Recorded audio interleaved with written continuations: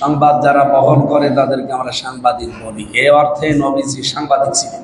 আমরা যাকে আদর্শ নেতা হিসাবে মানি, মুহাম্মদুর রাসূলুল্লাহ সাল্লাল্লাহু আলাইহি ওয়াসাল্লাম, তাকে আল্লাহ যে নাম দিয়ে দুনিয়ায় পাঠিয়েছিলেন তার নাম নবী। নবী শব্দের শাব্দিক অর্থ বলেন, জিজ্ঞাসা করলে আমরা সবাই অনেকে জানি। নবী মানে সংবাদ বাহক, সংবাদ যারা বহন করে তাদেরকে আমরা সাংবাদিক বলি। এ অর্থে নবীজি সাংবাদিক ছিলেন। আর আপনারা যেহেতু একেবারে ঘটে যাওয়া সংবাদগুলো সঙ্গে সঙ্গে দিতে চান, এই জন্যে আপনাদের সম্মানটা আরেকটু বেশি।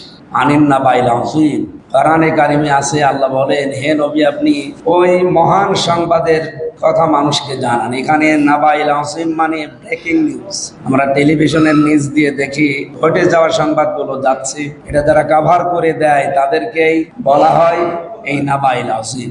মহান পেশায় যারা আছেন আপনাদের পুরস্কারের কথা আমার তেলাওয়াতকৃত আয়াত সূরা কলমের 4 নম্বর আয়াতে আল্লাহ বলেন, হে নবী আপনি মানুষের প্রতি যে বার্তা বহন করতে কষ্ট পান, এই যে সংবাদ সংগ্রহ করা এবং সঠিকটা তুলে ধরতে বিভিন্ন চাপ মোকাবেলা করে যে কষ্ট পান, এই কষ্টের পারিশ্রমিক উজরত এটা আমি আল্লাহ নিজে দেব এবং গয়র মামনু নিরবিচ্ছিন্ন ভাবে আপনাকে আমি দেব, দুনিয়া আখিরাত মিলিয়ে, যদি আপনার এই কোয়ালিটি থাকে। এটা যদিও শুধু নবীর জন্য লাকা দিয়ে আল্লাহ বিশ্ব নবীকে ইন্ডিকেট করেছেন, শুধু নবী না। তাফসীরে আমরা পড়েছি এটা কিয়ামত পর্যন্ত যারা এই দায়িত্ব পালন করবে সততার সাথে, ইখলাস নিয়ে, যে আমি সত্যকে তুলে ধরব। কারণ এই যে নিউজ, NEWS, এটা আপনি দেখবেন ব্যাখ্যা করলে এন দিয়ে আমি পেয়েছি নর্থ, ই দিয়ে ইস্ট, এরপরে ডাব্লু দিয়ে ওয়েস্ট, এস দিয়ে সাউথ।